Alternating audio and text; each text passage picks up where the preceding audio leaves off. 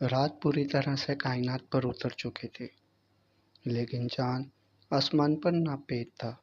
یہ دسمبر کے دن تھے۔ آسمان دن رات بادلوں سے ڈھکا رہتا تھا یا برستا رہتا تھا، اور وہ دن بن کی تھکی ہاری اپنے بستر پر لیٹی کمرے کی کھلی کھڑکی سے اس تاریک آسمان کو دیکھے جاتی۔ وہ تاریخی جو عرصہ ہوا اس کی ذات کا حصہ بن چکی تھی، وہ تاریخی جو اب اس کی ذات تھی، سیاہ سے بھی سیاہ، فقط سیاہ۔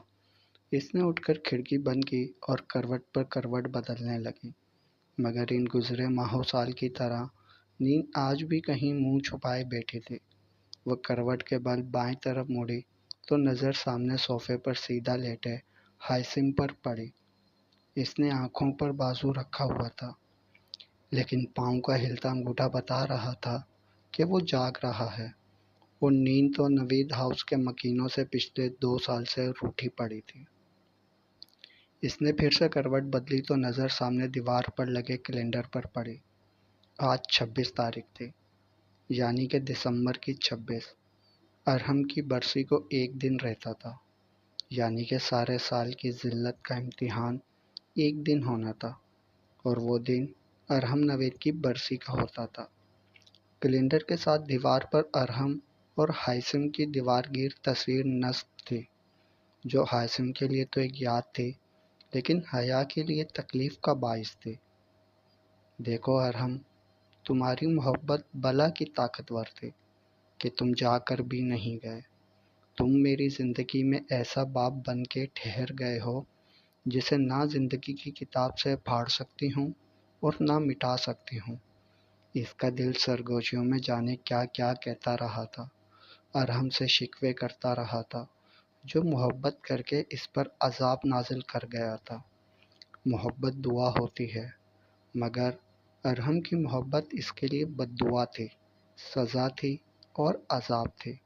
اس نے پھر سے گردن موڑ کر صوفے پر لیٹے ہائسم کو دیکھا، جو ایک بازو ابھی آنکھوں پر رکھے ہوا تھا اور دوسرے ہاتھ سے سینے کو ہلکا ہلکا مسل رہا تھا، جیسے اس کی سانس رک رہی ہو۔ اور سانس رکی ہی تو تھی، ہائسم نوید کی جان تھی ارحم نوید میں۔ نوید سجاد کے مر جانے کے بعد ارحم نوید نے ہائسم نوید کو بھائی سے زیادہ باپ بن کر پالا تھا۔ وہ جینے کی واحد وجہ تھا ہائسم نوید اور اپنی ماں کے لیے، اور وہ وجہ ختم ہوئے 2 سال ہونے کو آئے تھے۔ نیند کی پری جب اس پر مہربان نہ ہوئی تو وہ اٹھ کر بیڈ کراؤن سے ٹیک لگا کر بیٹھ گئی۔ نظریں اسی تصویر پر تھیں جس میں وہ دونوں بھائی مسکرا رہے تھے، خوش تھے، اور وہ تصویر زندگی سے بھرپور تھی۔ اسے ان 2 سالوں میں ہر روز اپنی غلطی کا احساس ہوا۔ اس نے ہر دن خود کو کوسا کہ اچھا ہوتا اگر وہ کبھی پاکستان آئی ہی نہ ہوتی، لیکن بابا کی ایموشنل بلیک میلنگ کی وجہ سے چلی آئی تھی۔ ہائسم، مجھے پیاس لگی ہے۔ اس نے لیٹے ہوئے ہائسم کی طرف دیکھا تھا۔ یہ نہیں تھا کہ وہ اکیلے ڈرتی تھی، ہاں یہ تھا کہ وہ پہلے کی طرح اب بھی اس پر دھونس جماتی تھی، اور بدلے میں وہ چپ رہتا تھا، اور اس کی آنکھیں سب بول دیتی تھیں، نفرت کی ہر ایک کہانی۔ ہائسم نے بازو آنکھوں سے ہٹایا اور بنا اس کی طرف دیکھے اسبات میں سر ہلاتا باہر نکل گیا۔ اس نے ہائسم کو جاتے ہوئے دیکھا، جو کل ہی نوکری سے واپس آیا تھا۔ اس کی نوکری اسلام آباد میں تھی، اور اب بس ارحم کی برسی پر آیا کرتا تھا۔ ماں کی یاد آتی تو فون پر بات کر لیتا یا 1-2 ہفتے کے لیے بلا لیتا، اور باقی بچی حیا تو وہ کسی گنتی میں ہی نہیں تھی۔ وہ اپنی ماں کی طرح اسے ذلیل تو نہیں کرتا تھا، لیکن وہ اسے عزت بھی نہیں دیتا تھا، جو کہ بطور کزن وہ اسے پہلے دیا کرتا تھا، تب جب وہ حیا کا بیسٹ فرینڈ ہوا کرتا تھا، اور حیا اس سے ہر بات شیئر کر لیتی تھی۔ وہ حیا سے عمر میں 2 سال چھوٹا تھا، لیکن ایک اچھا دوست تھا، اور وہ دوستی جب زبردستی کے رشتے میں بندھی تو نفرت بن گئی۔ اس نے پانی لا کر حیا کو دیا اور خود واپس صوفے پر لیٹ گیا۔ حیا بھی پانی پی کر چپ چاپ لیٹ گئی تھی، اور ساری رات کروٹیں بدلتے ہی گزرنی تھی۔ ہمارے پرکھوں کو کیا خبر تھی کہ ان کی نسلیں اداس ہوں گی۔ ادھیڑ عمری میں مرنے والوں کو کیا پتا تھا کہ ان لوگوں کی زندگی میں جواں عمری ناپید ہوگی، سمے کو بہنے سے کام ہوگا، بڑھاپا منہ کلام ہوگا، ہر ایک چہرے میں راز ہوگا، ہوائی سے خمسہ کی بدحواسی بس ایک وحشت کا ساز ہوگا۔ زمین کے اندر آرام گاہوں میں سونے والے مصوروں کو کہاں خبر تھی کہ بعد ان کے تمام مناظر، سبھی تصور ادھورے ہوں گے۔ دعائیں عمروں کی دینے والوں کو کیا خبر تھی کہ دراز عمری عذاب ہوگی۔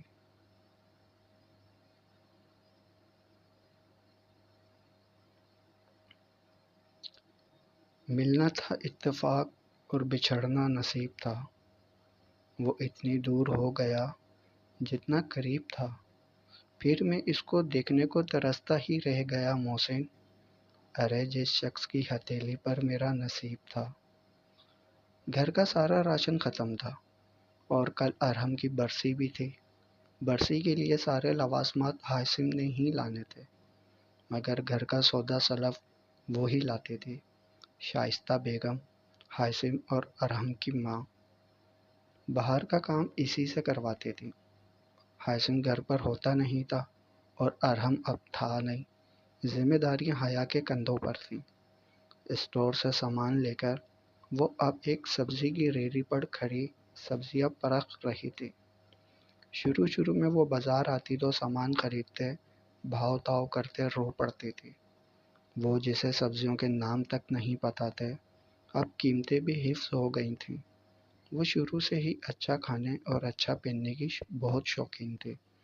انواع و اقسام کے کھانوں کا اس کی ٹیبل پر ڈھیر ہوتا تھا۔ باورچی وہ پرکھ کر رکھتی جو مٹن اور چکن کی ریسیپیز بنا سکے۔ اس کے ڈریسنگ سینس کی دنیا تعریف کرتی تھی۔ بڑی بڑی آنکھوں، بھرے بھرے سرخ گالوں اور زندگی سے بھرپور مسکراہٹ والی حیا جہانگیر قصہ پارینہ ہو گئی تھی۔ کوئی پرانا جاننے والا دیکھتا تو یقین نہ کر پاتا کہ یہ وہی حیا ہے، حیا جہانگیر جس کی خوبصورتی اور اسٹائل کا متعارف ایک جہاں تھا۔ اب تو آنکھوں کے نیچے سیاہ ہلکے پڑ گئے تھے، گال پچکنا شروع ہو گئے تھے، ہونٹ سوکھ چکے تھے۔ اعلیٰ ڈریسنگ سینس والی حیا جہانگیر اب سال کے 11 مہینے سفید کپڑوں میں ہوتی تھی۔ وہ سفید کپڑے جو اب بوسیدہ ہو کر پھٹنے کے قریب تھے، وہ بال جن کا وہ ہر مہینے ٹریٹمنٹ کرواتی تھی، اب عرصہ ہوا روکھے پھیکے ہو چکے تھے اور ہر وقت مضبوط چوٹی میں بندھے رہتے تھے۔ پریوں سی حیا جہانگیر اور عام سے گھرانے کی عام سی عورت تھی، وہ عورت جسے قاتلہ کی نظر سے دیکھا جاتا تھا۔ وہ سبزی خرید کر فٹ پاتھ کے کنارے چلنے لگی۔ دونوں ہاتھوں میں سامان کے شاپرز تھے، سفید دوپٹہ مفلر کی طرح گلے میں پڑا ہوا تھا۔ وہ نظریں جھکائے پاؤں گھسیٹتے چل رہی تھی جب اس کے پاس سرخ رنگ کی کار آ کر رکے اور پھر کار سے 3 پیس سوٹ میں گاگلز پہنے ایک خوبرو سا مرد باہر نکلا اور اگلے سیکنڈ میں وہ اس کے روبرو تھا۔ حیا نے نگاہیں اٹھا کر دیکھا اور سامنے موجود شخص کو دیکھ کر وہ ٹھہر ہی تو گئی تھی، آنکھوں میں نمی سی تیری تھی۔ سامنے والوں کی آنکھوں بھی شاید ڈبڈبائی تھیں۔ گاگلز اٹھا کر اس نے انگلیوں کی پوروں سے آنکھوں کے کنارے صاف کیے تھے۔ آنکھیں میچتے حیا نے نمی کو اندر دھکیلا تھا۔ ہونٹ چباتے وہ ادھر ادھر دیکھنے لگی کہ وہ اب دانستہ بھی اس شخص کو دیکھتی تو ریت کی مانند بکھر کر رہ جاتے۔ وہ شخص جسے اس آخری دن کے بعد آج پہلی بار دیکھا تھا، وہ آخری دن جو رخصتی سے ایک دن پہلے کا تھا، وہ دن جس دن وہ رو پڑا تھا، وہ دن جب دونوں کی 5 سالہ محبت کے راستے جدا ہوئے تھے۔ کیسی ہو حیا؟ یہ رسمی سا سوال بس بات کا آغاز تھا، ورنہ وہ جانتا تھا سامنے کھڑی لڑکی ٹھیک نہیں ہے۔ اچھی ہوں، اس نے لہجے کو مستحکم رکھنا چاہا تھا، مگر ہائے افسوس، ایک آنسو اس کے ضبط کی توہین کر گیا۔ میں تمہیں گھر چھوڑ دیتا ہوں، اس نے سامان کی طرف ہاتھ بڑھایا تھا۔ حیا نے فوراً سے ہاتھ پیچھے کیے۔ وہ اپنی ذمہ داریاں خود نبھانا چاہتی تھی۔ وہ اپنے کیے کی سزا خود بھگتنا چاہتی تھی۔ میں تمہیں بہت یاد کرتا ہوں حیا، بہت یاد کرتا ہوں۔ بدحالیہ ہوڑے اس شخص کی آواز میں اوس اترنے لگی تھی۔ وہ سر جھٹک کر مسکرائی۔ اور مجھے اپنا ماضی یاد کرنے کی فرصت ہی نہیں ملتی۔ اس نے سچ بولا تھا، اگرچہ سچ تلوار تھا جو سننے والوں کو کاٹ ڈالتا تھا۔ دونوں کے درمیان کتنی دیر تک خاموشی چھائی رہی تھی۔ اس خاموشی کو موٹر سائیکل کی بے ہنگم آواز نے توڑا تھا۔ حیا نے رخ موڑ کر دیکھا۔ وہ موٹر سائیکل سوار ہائثم نوید تھا، جس کی آنکھوں سے شرارے نکل رہے تھے۔ حیا نے ایک گہرا سانس خارج کیا۔ اچھے دوست کو شوہر نہیں ہونا چاہیے، کیونکہ وہ آپ کے ماضی سے واقف ہوتا ہے، اور وہ ایک شوہر بیوی کا ماضی فراموش نہیں کر سکتا۔ ہاشم نوید جانتا تھا حیا جہانگیر عمر سلطان سے محبت کرتی ہے، اور آج دونوں کو یوں سرے راہ ایک دوسرے کے روبرو دیکھ کر وہ غصے سے بل کھا کر رہ گیا تھا۔ عمر سلطان کو نظر انداز کرتا اس نے بائک سے اتر کر حیا کے ہاتھ سے شاپر پکڑے اور بائک پر رکھ دیے۔ حیا پیچھے بیٹھی تو وہ بائک بھگاتا ہوا لے گیا اور پیچھے کھڑا مسافر اسے جاتا دیکھتا رہا۔ وہ مسافر جو ٹھکانے تلاش کر رہا تھا، اور ٹھکانہ بھی حیا جہانگیر کی زندگی میں۔ موٹر سائیکل تیز رفتاری سے سڑک پر بھاگ رہے تھے، اتنی تیز کہ اسے اپنے گلے سے اڑتے دوپٹے کو دونوں ہاتھوں سے پکڑنا پڑا۔ بائک سڑک سے ہوتی ہوئی کچی سڑک پر اتری اور پھر گلی میں داخل ہو کر آسمانی رنگ کے گیٹ کے سامنے رک گئی۔ حیا نے اتر کر شاپر پکڑنے چاہے تو ہاشم نے سختی سے اسے اندر جانے کا کہہ دیا تو وہ اندر چلی گئی۔ ہاشم نے موٹر سائیکل گیٹ سے اندر کر کے گیٹ بند کیا اور سامان کے سارے شاپرز لا کر کچن میں رکھے۔ اس وقت دن کے 11 بج رہے تھے اور شائستہ بیگم اس وقت سوئی ہوئی تھیں۔ وہ واپس سیدھا اپنے کمرے میں آیا، جہاں حیا واش روم سے منہ دھو کر نکل رہی تھی۔ بیڈ پر پڑے دوپٹے سے اس نے اپنا منہ پوچھا۔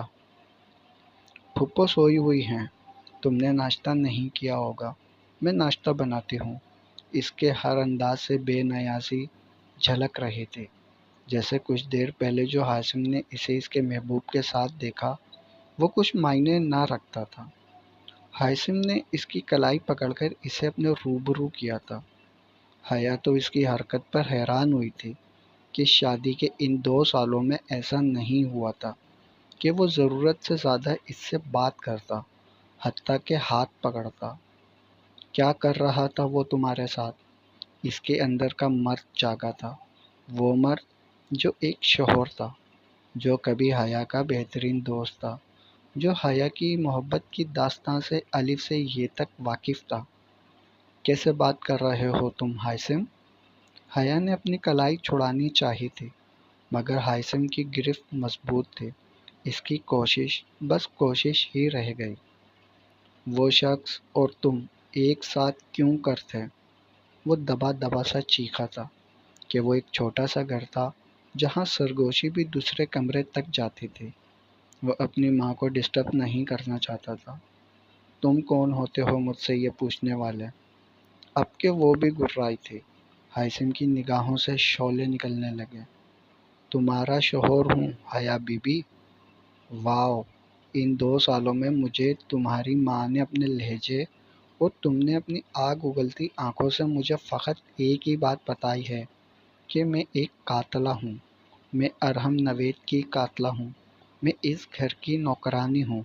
تو آج تمہیں یہ کیوں کر یاد آیا کہ میں تمہاری بیوی ہوں؟ تمہیں یاد ہے میں تمہاری بیوی ہوں؟ ہاشم کی گرفت ڈھیلی پڑی تھی، اس نے بے اختیار نگاہیں چرائی تھیں۔ حیا نے اس کا گریبان پکڑ کر اس کا رخ اپنی طرف کیا۔ اگر میں تمہاری بیوی ہوں تو مجھ پر وہ شوق فرض کیوں کیا گیا ہے جو ایک بیوہ پر ہوتا ہے؟ میں اگر تمہاری بیوی ہوں تو میں ارحم کی بیوہ کی طرح 2 سالوں سے شوق میں کیوں ہوں؟ میں تمہاری بیوی ہو کر ایک بیوہ کسی زندگی پچھلے 2 سال سے گزار رہی ہوں۔ اگر میں تمہاری محرم ہوں تو ایک نامحرم کا شوق مجھ پر کیوں کر لازم ہے؟ میں اگر شادی شدہ ہوں تو میری زندگی سیاہ اور سفید میں کیوں کر قید ہے؟ اس کا گریبان پکڑتے وہ ان 2 سالوں میں آج پہلی بار چیخی تھی جو اس پر گزر رہی ہے۔ وہ بولی تھی، آپ پر یہ سوگ آپ کی غلطی کی پاداش میں آپ پر فرض کیا گیا ہے، آپ کے گناہ کی سزا ہے جو آپ کو سیاہ اور سفید کے چکر میں قید کر دیا گیا ہے۔ آپ نے بھائی کو نہ مارا ہوتا تو آج سب کی زندگی مختلف ہوتی۔ اس کی آنکھوں میں نمی تیرنے لگی تھی۔ وہ کیا کرتا؟ وہ اپنے بھائی کو بھولتا ہی نہیں تھا۔ وہ بھائی جو کبھی باپ سا اچھا لگتا تھا اور کبھی دوست سچا لگتا تھا۔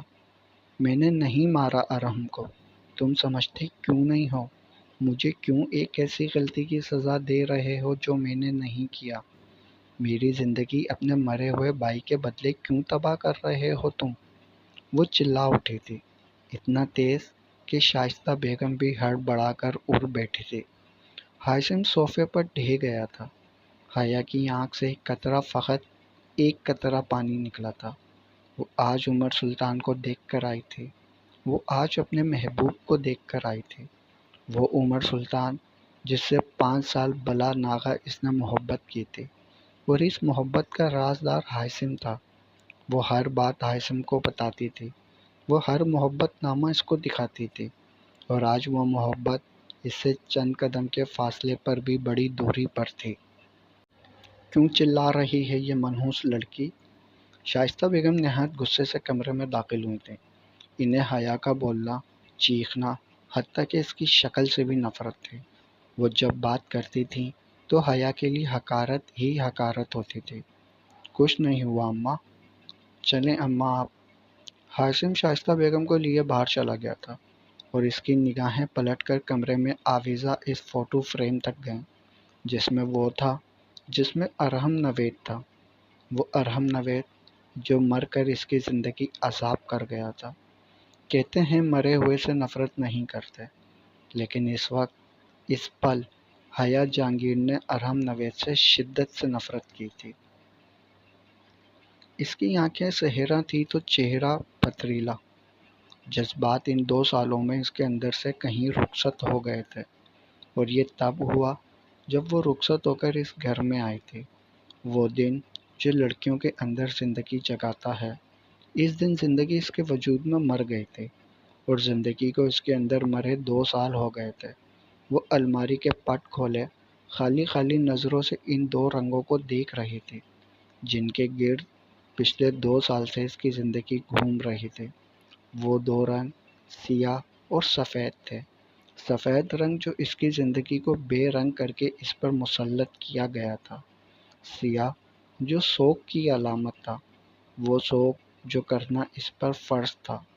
اس نے سیاہ لباس نکالا اور پہن لیا، بالوں کی چوٹی بنا کر دوپٹے کو اچھے سے سر پر لیا، اور ڈریسنگ ٹیبل کی دراز سے سیاہ رنگ کی ڈائری نکالی۔ اس کی زندگی میں موجود ہر شے اب سیاہ ہی تو تھی، اور بقول ہاشم نوید کے، وہ دل کی بھی سیاہ تھی۔ 28 دسمبر 2016، ارحم نوید کی جدائی کا دن۔ وہ 2 سال گزر گئے تھے اس قیامت سے مشابہت رکھتے اس دن کو، جو حیا کی زندگی میں بھی طوفان لایا تھا۔ اس نے پین نکالا اور آج کی تاریخ نوٹ کی، 28 دسمبر 2018۔ کمرے کا دروازہ کھلا، اس نے پلٹ کر نہیں دیکھا، کیونکہ جانتی تھی آنے والا ہاشم نوید ہے۔ وہ بھی سیاہ لباس زیب تن کیے ہوئے تھا، کیونکہ آج سوگ کا دن تھا۔ نوید ہاؤس میں 28 دسمبر سوگ کا دن تھا، کیونکہ اس دن ارحم نوید مرا تھا، اور ساتھ حیا جہانگیر کی سانسیں بھی چھین گیا تھا۔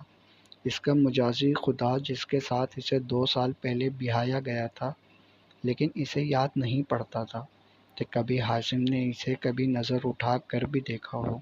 وہ تو 2 دن کی دلہن کو چھوڑ کر گیا، ان 2 سالوں میں دوسری بار آیا تھا، اور حیا کو بھی دلچسپی نہیں تھی کہ وہ اسے دیکھتا ہے یا نہیں، لیکن اپنی بے وقتی پر تکلیف ہوتی تھی، شدید تکلیف۔ ہاشم اس کلموہی قاتلہ کو بولو باہر دفع ہو۔ یہ آواز ہاشم کی ماں کی تھی۔ حیا کے لیے دنیا جہاں کی نفرت اس چھوٹے سے گھر کے مکینوں میں کوٹ کوٹ کر بھری ہوئی تھی، اور کیوں کر نہ ہوتی؟ وہ قاتلہ تھی، اس گھر کے لاڈلے سپوت ارحم نوید کی۔ حیا نے ڈائری بند کر کے دراز میں ڈالی اور روٹین کے مطابق ذلیل ہونے باہر چلی گئی۔ حاسم نے پلٹ کر اسے جاتا ہوا دیکھا، لیکن ان آنکھوں میں دیکھنے والا کچھ نہیں تھا۔ ان آنکھوں میں ایسا کچھ تھا کہ اگر بس میں ہوتا تو وہ حیا جہانگیر کا قتل کر ڈالتا۔ وہ حیا جہانگیر جو معاشرے میں حیا حاسم نوید کہلاتی تھی۔ حاسم نے انگلیوں کی پوروں سے بے اختیار کن پٹی کو سلایا تھا۔ وہ خود شدید مشکل میں تھا۔ یہ جو ایک فیصلہ گلے کا توق بن گیا تھا، وہ یہ فیصلہ کبھی بھی نہیں کرنا چاہتا تھا۔ اگر ماں کے مجبور کرنے پر اس نے حیا سے شادی کر لی تھی، وہ تب حیران ہوا تھا کہ اتنا کچھ ہونے کے بعد بھی ماں حیا کو بہو بنانا چاہ رہی ہے، لیکن نہیں، وہ تو اسے تکلیف دینا چاہتی تھی۔ وہ بہو نہیں، نوکرانی چاہتی تھی، ایسی شوق زدہ نوکرانی جسے وہ ہر پل اور پل پل اذیت دے۔ اور پہلی اذیت کی شروعات شادی سے تھی، کیوں کر عمر سلطان اتنی پاور رکھتا تھا کہ وہ کچھ بھی کر کے حیا جہانگیر کو ارحم نوید کے مرڈر کیس سے باہر نکال دیتا۔ پھر وہ اور حیا ایک اچھی زندگی جیتے جو کبھی بھی قابل قبول نہیں تھی۔ حاسم چلتا ہوا فریم تک آیا، وہ فریم جس میں ماضی مسکراتا تھا، خوشی کی نوید سناتا تھا اور زندگی سے بھرپور گیت گاتا تھا۔ اور اس سکون بھرے ماضی میں پتھر تب پڑا جب حیا جہانگیر پاکستان آئی تھی۔ وہ حیا جہانگیر جس سے ارحم نوید نے بے تحاشا محبت کی تھی، اتنی محبت کہ اس محبت نے پھر اس کی جان لے لی۔ دیکھو بھائی، کیا کیا ہو رہا ہے، اس ہونے میں آپ کو ہونا چاہیے تھا۔ وہ کہتی ہے اس کا کوئی قصور نہیں ہے، لیکن میں کہتا ہوں سارا قصور اسی کا تو ہے۔ سارا قصور حیا جہانگیر کا ہے، جس کی محبت نے ایک شخص کو مار دیا، اور کل ایک شخص زندہ لاش بنا راستے میں کھڑا تھا اور بچا میں نے تو کبھی اسے حاصل کرنے کے لیے تو اس سے محبت کی ہی نہیں تھی۔ وہ تصویر پر ہاتھ پھیرتا سرگوشیاں کر رہا تھا، وہ سرگوشیاں جو وہ 2 سال سے اپنے مرے ہوئے بھائی سے کر رہا تھا۔ جاری ہے بقیہ اگلے پارٹ میں۔ تمام پارٹس پڑھنے کے لیے چینل کو سبسکرائب کریں اور ویڈیو کو لائک ضرور کریں۔ چینل کی پلے لسٹ چیک کریں، جہاں مزید اچھی سٹوریز اور ناول موجود ہیں۔